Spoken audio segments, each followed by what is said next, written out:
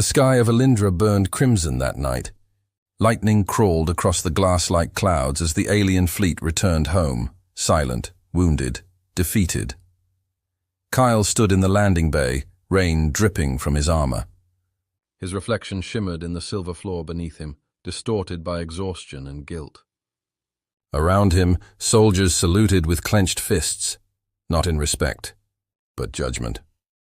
The hangar doors opened, and the High Council of Elindra entered, tall, radiant figures wrapped in armor that pulsed with cold blue light.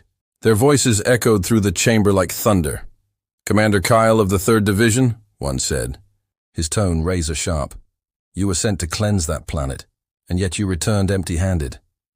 Kyle bowed his head. "I stopped a war that didn't need to happen." The council erupted. "Stopped a war?" another shouted. "You betrayed your own kind. You disobeyed a direct order from the Prime Regent." Kyle's father, the same general who once watched him as a boy from the ridge, stepped forward, his eyes filled with a mix of anger and disappointment. "Do you know what they're calling you out there, son? A coward, a traitor, the boy who let the humans live?" Kyle's voice trembled. "They're not monsters, father. They think, they feel, they fight to survive, just like us." The elder's gaze hardened. "You were born to lead our kind, not pity the enemy." The chamber went silent. In the air, the hum of alien machinery grew louder, like a heartbeat out of rhythm. One of the counselors slammed his staff to the floor. "For this act of disobedience, you are hereby stripped of command and confined to the outer quarters until judgment is passed." Kyle looked up, defiant. "You can strip my rank, but not my mind.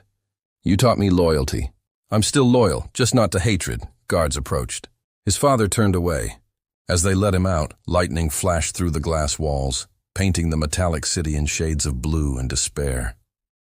Sometimes the war doesn't end when the guns fall silent. Sometimes it begins inside. On Earth, half a galaxy away, the same storm brewed, but in different hearts.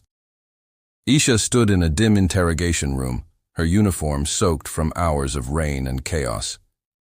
Across the table sat Colonel Hayes, her superior, the man who once trusted her with his life. He slammed a report on the desk. "You had one chance, Lieutenant. One.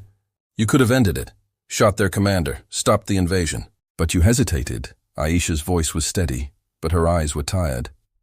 "He wasn't attacking us, sir." He stopped it. Hayes leaned forward, fury tightening his jaw. "Don't make excuses for an alien, damn it. That thing killed hundreds before you ever saw his face.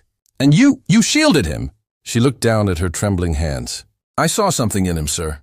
Something human. Human," he barked. "They are not human, Lieutenant. You're lucky I'm not court-martialing you for treason."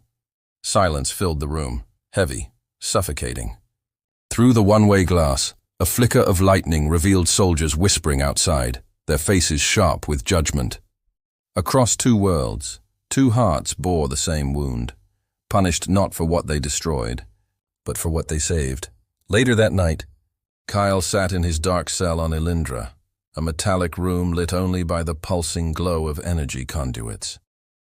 Outside the window, the city stretched endlessly, alive with the hum of alien life and the cold glimmer of machinery.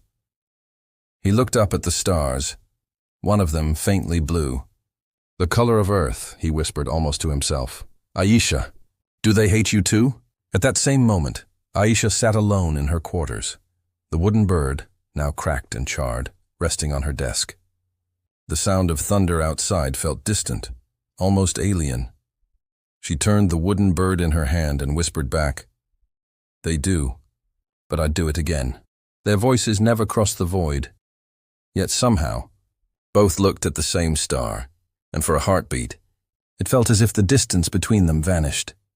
In the council hall of Elindra, Kyle's father stood before the Prime Regent. "He has been corrupted by human weakness," he said coldly. "He must be made an example." The Regent's voice was slow, deep, ancient. "Perhaps. But weakness can reveal truths strength hides. Keep your eyes on him. There is more to this than defiance."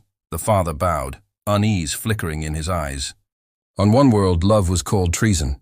On the other, mercy was seen as betrayal. But neither side knew. Destiny had only begun to move. The camera fades upward, showing both planets spinning in space, a thin beam of faint blue light, linking them like a heartbeat across the void. And somewhere beyond the stars, the real war was just beginning.